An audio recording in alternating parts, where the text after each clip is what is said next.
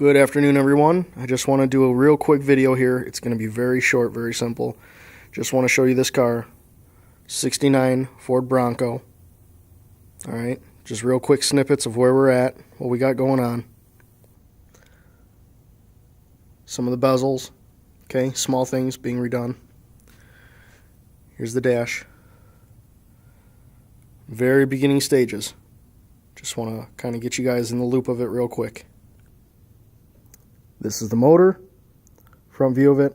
Okay, it's going to be switched to a V8 302 electronic transmission. Suspension is going to be upgraded. Steering is upgraded. Front and rear suspension, I should say. Alright, it's all going to be brought back to life. Everything. Last but not least, the body. Yes, it's raining outside. It's roached. Definitely needs some help.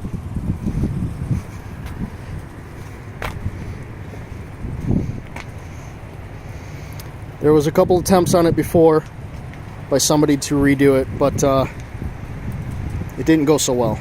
So, here we are. This is where we're at. I just wanted to make this real quick for you guys to put a video out there so you guys can follow or like or get some ideas, whatever you want.